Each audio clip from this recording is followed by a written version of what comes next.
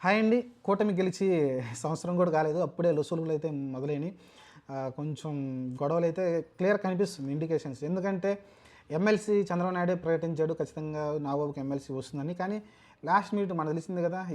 ఈనాడు, ఆంధ్రజ్యోతి వచ్చేసి తెలుగుదేశం ఏం చెప్తే అదే రాస్తారు, అదే జరుగుతుంది. అలానే వాళ్ళ పత్రికలో రీసెంట్‌గా చూస్తే మీరు సడెన్‌గా ఈనాడు వచ్చేసి కార్పొరేటర్‌కే ఒప్పుకున్నాడు. ఏదో రాష్ట్రం మొత్తం నామినేట్ పదవి కోసం ఒప్పుకున్నాడు నాగబాబు. అది కూడా పవన్ కళ్యాణ్ ఒప్పించాడని అయితే చెప్పుకొచ్చారు.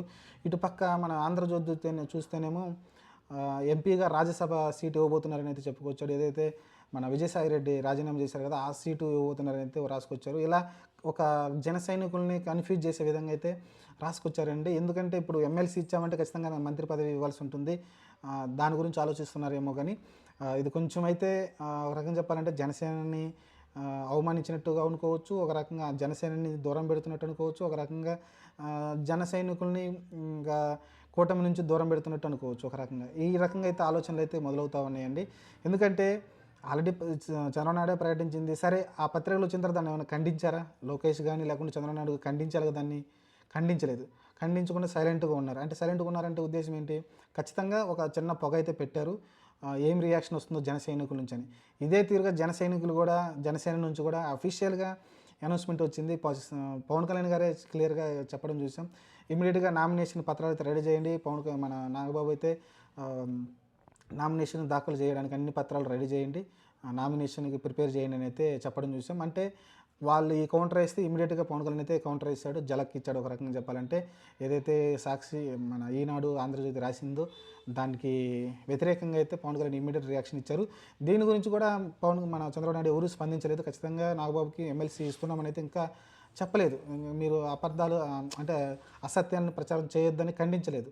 కాబట్టి దీన్ని బట్టి అర్థమవుతుంది ఏంటంటే నిదానంగా జన సైనికులనైతే కొంచెం అట్లా ఉంచేసి కొంచెం వేరే ఒక చిన్న పొగ పెట్టేస్తున్నారు. కన్‌ఫ్యూజన్‌లో పెట్టడానికైతే ట్రై చేస్తుంది టీడీపీ అయితే.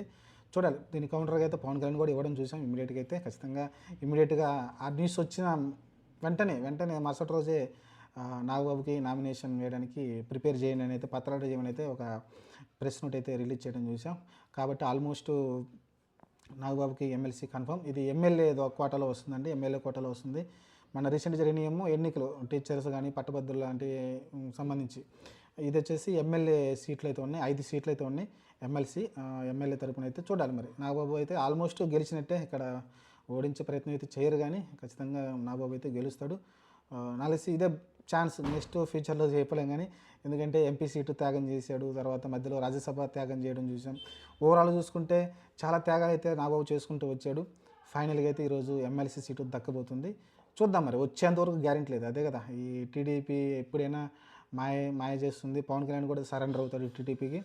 చూద్దాం ఏం జరగవద్దో. మరి నిజంగానే ఈనాడు ఆంధ్రజ్యోతి రాసింది నిజమవుద్దా లేదా పవన్ కళ్యాణ్ ఆల్రెడీ ఫైనల్ చేశాడు కాబట్టి నామినేషన్ దాఖలు చేస్తారని చూద్దాం. ప్రస్తుతానికైతే ఇదొక చర్చ బాగా నడుస్తుంది.